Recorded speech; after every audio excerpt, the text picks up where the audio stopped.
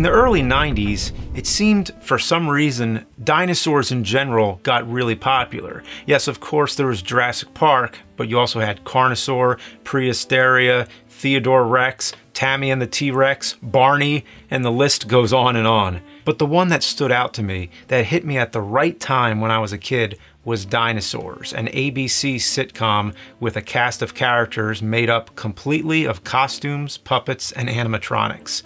I watched it religiously as a kid, roughly between the age of 10 to 13. It was one of my favorite shows during this time, next to Family Matters. Likewise, it was briefly on the TGIF lineup next to Full House and all the rest. But as the lineup kept changing, Dinosaurs was moved to some other day of the week, and from there it kept changing. I think it was Tuesday, and then it was Wednesday, and I couldn't keep track. And eventually the ratings fell, which I bet was because nobody knew when the hell it was on. So after all these years, I watched it again, and I can say it holds up extremely well. In fact, even better than I remember, partially because I wasn't aware as a kid, a lot of the jokes and topics went over my head. Even though a show about dinosaur characters would naturally appeal to kids, it was geared more towards adults in a very similar way as The Simpsons. So let's get into it. It centers around the Sinclair family who, let me stop for a second, they're a family of dinosaurs who talk and wear shirts, but no pants. Why don't they wear pants?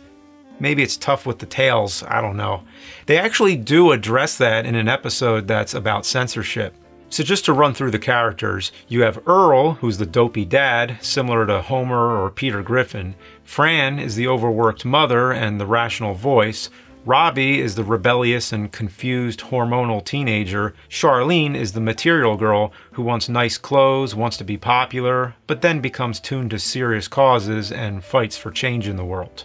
Baby Sinclair is the comedic, wisecracking infant voiced by Kevin Clash, the voice of Elmo. Ethel is the grandma, who's Fran's mother, who enjoys tormenting Earl. Roy is Earl's trustworthy but slow-witted T-Rex friend, and BP Richfield is Earl's angry boss. Like any sitcom, the more you watch, the more you get to know the characters and they grow on you. The special effects were very ambitious and still look amazing. Jim Henson conceived the show in the late 80s, but died before it came to be. But the Jim Henson Creature Shop continued to do the effects, and it's that connection with Jim Henson and the Muppets which gives it that unique brand and visual design, something that you don't see much of nowadays. There was a combination of puppets, full-body costumes, and animatronics. The faces are very expressive. They seem to have an unlimited range of emotions. Just a few examples. The spikes on Robbie's head move when he's thinking hard. There's also a scene in the Family Challenge episode where they're all staring at the TV and they look genuinely addicted to what they're watching. Robbie even goes slightly cross-eyed. Then there's a moment in one of the early episodes, it might be the first one, where Earl asks his boss for a raise and the boss gives him a mean look and then Earl cringes like he wished he didn't ask. The voices that go with it match perfectly. Once you put in so many hours of the show, you start to forget that the dinosaurs aren't actually speaking. Or what I mean is, I can no longer separate the voices from the faces. I've suspended my disbelief that the thing is actually talking. When you're all grown up, and I'm just a photo in a frame, will you even remember the special bond we had? Move over! The set design and everything you see is spectacular. It's a Flintstone-style prehistoric house. The way everything is lit with an orange glowing sun, it's like some kind of storybook come to life. They're surrounded by so many awesome things. A refrigerator full of living animals, puppets that pop up out of every corner. It reminds me of Pee-wee's Playhouse. That type of production design where you can't help but stare into the scenery is something that I don't think has ever really been matched on any TV show today. And you gotta love all those background jokes like the poster on Robbie's wall, Teenage Mutant Ninja Cavemen. But watching the show again as an adult has made me aware to how the show deals with lots of serious topics. But they'll take that topic and adapt it into a prehistoric setting. For example, there's an episode called Nuts to War and also one called Green Card, which are about racism. The two-legged dinosaurs who make up the government are racist against dinosaurs who are four-legged and blame all the economic problems on them. There's episodes that deal with equal rights, parenting duties, marriage trouble, sexual harassment, the environment, endangered species, drugs, and all kinds of stuff. There's one episode that sticks out to me called I Never Ate for My Father. Here, Earl is a carnivore and is set in his ways. He wants his son to join the Carnivore Association, which seems to be meant to be like some sort of political party. So Robbie comes out as a herbivore, and Earl is not happy about it. In fact, he's straight up angry. So then, while Robbie is hanging out at a herbivore club, Earl barges in and scolds him, while his friend calls Earl herbophobic. So the language seems to imply that it's about sexual orientation and Earl not being accepting of it. Furthermore, to add a different topic into the mix, when Earl searches Robbie's room and finds a plastic bag with broccoli in it, it seems now they're talking about drugs. So this episode is all over the place with its themes. It's not the most focused example of any of these topics, but it's one that gives a good sampling of the various topics that the show gets into. And the ones that focus more fully on one topic tend to wrap it up with a pretty good message. So if you saw this as a kid, it's definitely worth a rewatch as an adult. As a kid, all I remembered from that Never Ate My Father episode was the big scary swamp monster that swallows Earl and Robbie, where inside its stomach they settle their differences. But take a look at that swamp monster. Its gums are sticking out. It looks so terrifying. As a kid, I thought that thing was so cool. There's an episode I always remembered called Hurling Day, which is an example of the show's dark humor. Here, Earl is getting ready to carry on the tradition of throwing his mother-in-law off a cliff, which is a tradition for how they euthanize dinosaurs when they reach the age of 72. The shot that sticks out to me is when his boss is showing him home video of his own mother-in-law being thrown, and you see her flying off the cliff screaming.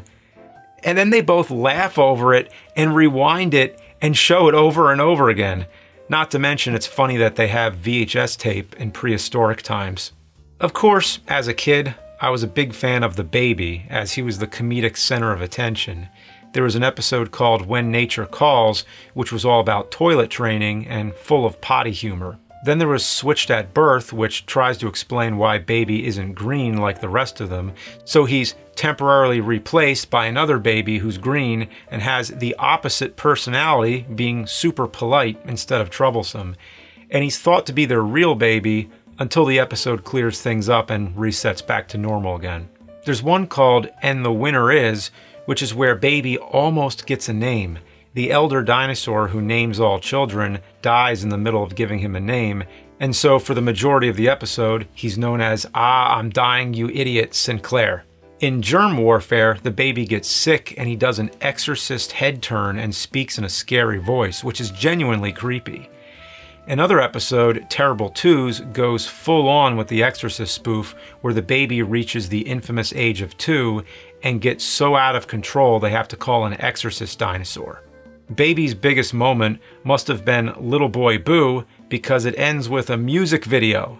"I'm the baby, gotta love me." That was his catchphrase, and here it is made into a full-blown music video. I'm the baby and you gotta love me. I'm the baby and you gotta love me. Gotta love me. As a kid, I thought it was hysterical, but nowadays everyone says the baby is real annoying, and yeah, I can kind of see that. Hi, I'm the baby, brand new, just out. Gotta love me. Come on, gotta love me. One of the most memorable recurring gags, which is also a very morbid one, is the show on the TV, Mr. Lizard. He's a scientist performing experiments which always end up blowing up or killing his assistant Timmy, who's just a child. And then it always ends with the punchline, "We're gonna need another Timmy." But when it comes to dark themes, nothing tops the apocalyptic nature of the final episode, Changing Nature. It wasn't actually the last episode to air, more came out in syndication, but Changing Nature is the true final episode. The We Say So company that Earl works for builds a factory over a swamp, Without the swamp, a species of beetles die out. The beetles were responsible for eating a type of plant which now overgrows, so they spray poison to kill the plants. But now there's no plants whatsoever, so they decide they need rain to bring them back. So they create clouds by dropping bombs into volcanoes to make them erupt. Of course, that doesn't go well. Dark clouds fill the sky, block the sun, and bring on the Ice Age. It ends with one of the saddest scenes in sitcom history. Earl has to explain to his children that there's not going to be much of a world left. There's many somber pauses with sad music and concerned faces. It really gets under your skin. I'm sure it'll all work out okay. After all, dinosaurs have been on this earth for 150 million years. And it's not like we're going to just disappear. It ends with them looking out their window to the falling snow, and all you hear is that sad music as everything starts to get buried.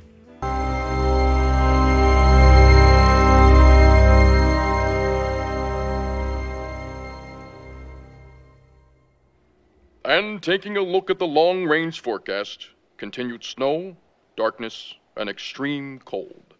Wow. Can you think of any other sitcom finale where the entire cast dies? Probably not many. And with climate change more relevant now than ever, this episode still hits like a punch to the gut. For a show that consists of costume dinosaurs, that's really something. Highly recommended. It's definitely worth your time.